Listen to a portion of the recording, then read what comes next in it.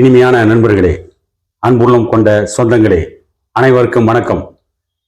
தலைவர் பதவியிலிருந்து அன்புமணி நீக்கம்.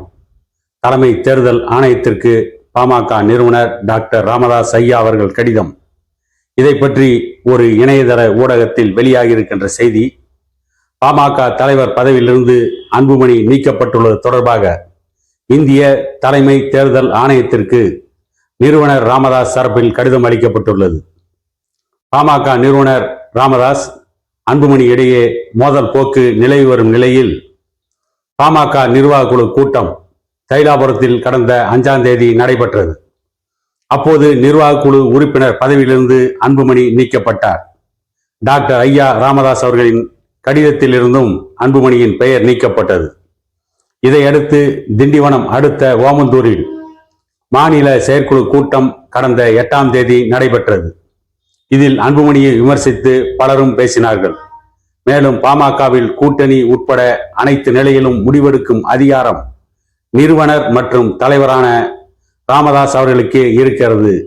ஆகவே கட்சிக்கு களங்கம் ஏற்படுத்தும் அன்புமணி மீது நடவடிக்கை எடுக்க டாக்டர் ராமதாஸ் அவர்களுக்கு முழு அதிகாரம் வழங்குவது உள்ளிட்ட 25 தீர்மானங்கள் நிறைவேற்றப்பட்டன.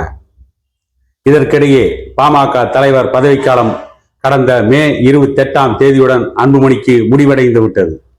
இதையடுத்து பாமக சட்ட விதிகளின்படி தலைவராக டாக்டர் ஐயா ராமதாஸ் அவர்கள் மே 29ஆம் தேதியே பொறுப்பேற்றுக் கொண்டார். இது தொடர்பான இந்திய தேர்தல் ஆணையத்துக்கு பாமக முறைப்படி கடிதம் அனுப்பியுள்ளது. தலைமை நிர்வாக கூட்டம் மற்றும் மாநில செயற்குழு கூட்டத்தின் தீர்மான நகல் சமர்ப்பிக்கப்பட்டுள்ளது. தீர்மானத்தில் 1000த்திற்கும் மேற்பட்டோர் கையொப்பமிட்டுள்ளதாக கூறப்படுகிறது. கடந்த 10 நாட்களுக்கு முன்பு டெல்லிக்கு சென்றிருந்த அன்புமணிக்கு பாஜக தலைமையின் ஆதரவு கிடைக்காததால் சென்னைக்கு மௌனமாக திரும்பி வந்தார் என்றும் ஒரு செய்தி இருக்கிறது.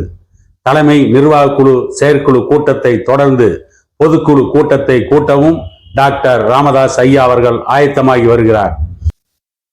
அப்படி கூட்டப்படும் பொதுக்குழு கூட்டத்தில் முழு அதிகாரமும் டாக்டர் ராமதாஸ் ஐயா அவர்களுக்கு பொதுக்குழு வழங்கும் என்றும் அதை தொடர்ந்து என்ன முடிவை வேண்டுமானாலும் டாக்டர் ஐயா ராமதாஸ் அவர்களே எடுப்பார் என்றும் கூறப்படுகிறது.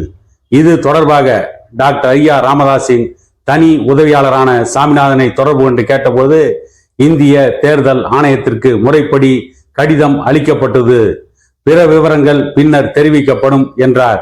கடிதம் எப்போது அளிக்கப்பட்டது என்பதையும் அவர் தெரிவிக்கவில்லை. இப்படி ஒரு ஊடகத்திலே செய்தி வெளியாகி இருக்கிறது. இந்த செய்திக்கு பிறகு என்ன நடக்கும் என பொறுத்திருந்து பார்ப்போம் என கூறி விடை பெறுகிறேன்.